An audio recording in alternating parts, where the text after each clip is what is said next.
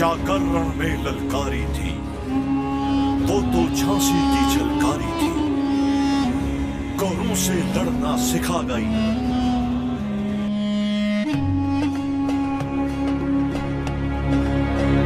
भारत की स्वाधीनता के लिए 1857 में हुए संग्राम में पुरुषों के साथ महिलाओं ने भी कंधे से कंधा मिलाकर बराबर का सहयोग दिया था। कहीं कहीं तो उनकी वीरता को देखकर अंग्रेज अधिकारी एवं पुलिसकर्मी आश्चर्यचकित रह जाते थे। ऐसी ही एक वीरांगना थी झलकारी बाई, जिसने अपने वीरोचित कार्यों से पुरुषों को भी पीछे छोड़ दिया। झलकारी बाई का जन्म 22 नवंबर 1830 को ग्राम भोजला, झांसी, उपरा में हुआ था। उसके पिता मूलचंद्र जी सेना में काम करते थे। इस कारण घर के वातावरण में शौर्य और देशभक्ति की भावना का प्रभाव था। घर में प्रायः सेना द्वारा लड़े गए युद्ध, सैन्य व्यूह और विजयों की चर्चा होती थी।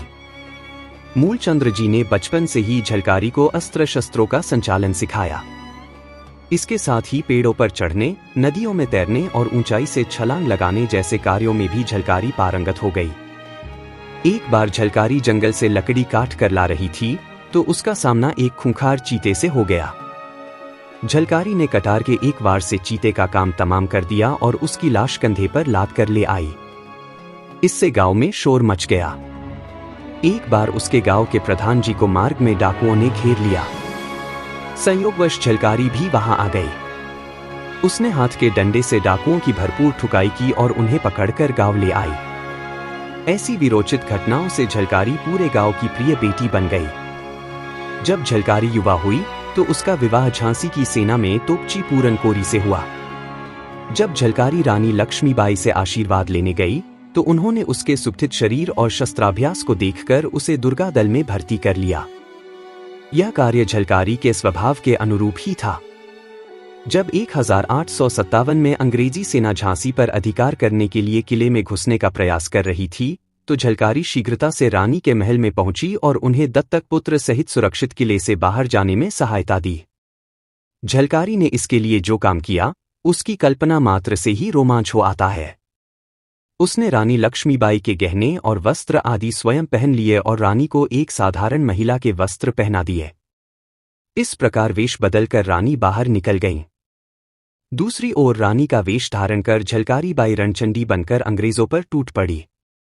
काफी समय तक अंग्रेज सेना के अधिकारी भ्रम में पड़े रहे।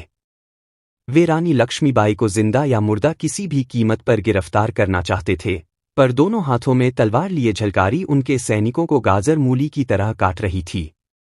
उस पर हाथ डालना आसान नहीं था।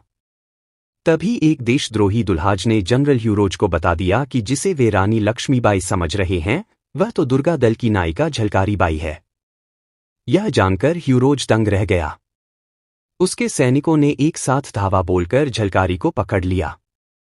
झलकारी फांसी से मरने की बजाय वीरता की मृत्यु चाहती थी। उसने अपनी एक सखी वीरबाला को संकेत किया। संकेत मिलते ही वीरबाला ने उसकी जीवन लीला समाप्त कर दी। इस प्रकार झलकारी बाई ने अपने जीवन और मृत्यु दोनों को सार्थक कर दिखाया। ऐसी थी वीरांगना झलकारी बाई। आपको हमारा यह वीडियो अच्छा लगे तो वीडियो को लाइक करें और चैनल पर नए हो तो सब्सक्राइब जरूर करें। Thanks for watching this video.